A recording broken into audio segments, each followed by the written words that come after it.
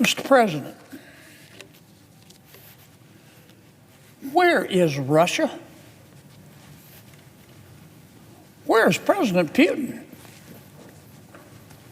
I asked that question in light of what's been happening over the past week in Iran. Where's Russia? Where's President Putin? You couldn't find either one of them with a search party. Dog the bounty hunter all of a sudden couldn't find President Putin. All of a sudden, even Google can't find Russia. I thought Iran and Russia were peeps. I thought they were best friends.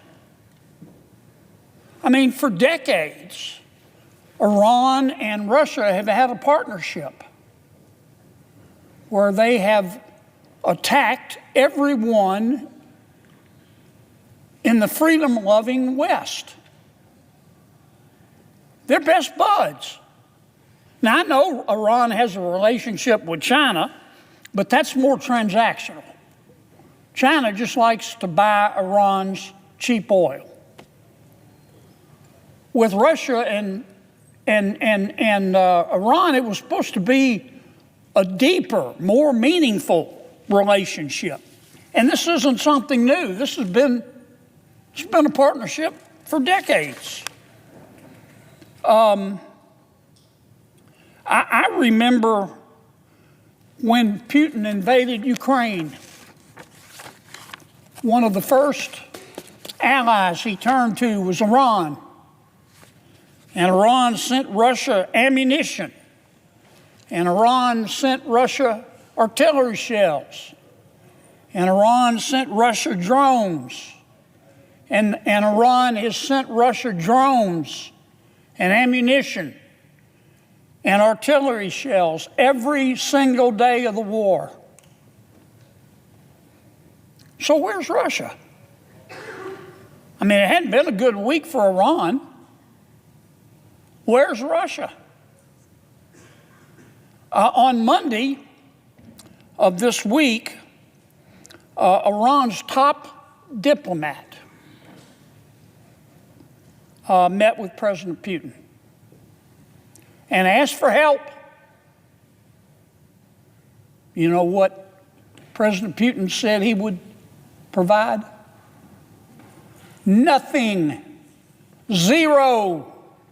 Zilch. Nada. Some kind of friend.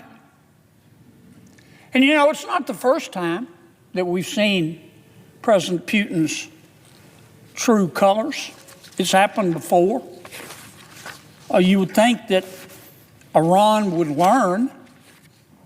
The month after Iran, through Hamas, attacked Israel back in October of 2023, Iran immediately asked Moscow to supply Iran with, because Iran knew what was coming, and so did Hamas. They knew retribution was coming from Israel. Iran asked Moscow for jet fighters, for attack helicopters, air defense systems, and training jets. And Iran was sure that their buddy Putin would be there. Putin sent them a few jets and said, "Go away, don't bother me." And then, not long ago, when Israel took out the better part of Iran's air defense system, its Golden Dome wasn't exactly golden. It was more like tin. But the Israelis took it out. Iran asked Russia, said, "Look, we have to rearm. We're naked and alone here. We need more air defense missiles to shoot down the Israeli planes." President Putin said, "Go away. Don't bother me." What a friend. President Putin has done it to other countries. Russia has had alliances not just with Iran through the years. I'll give you a couple of examples. Armenia. Armenia and Russia were best buds. 2 peas in a pod. But when Armenia got in a war with Azerbaijan, let me say that again. Azerbaijan, once again, you couldn't find Russia with a search party. Iran and Russia worked together to prop up al-Assad in Syria. Remember that? When the people of Syria were revolting against Assad, who had blood under his fingernails, you know who kept him afloat? Iran, yes, but especially Russia. And then Assad got in trouble.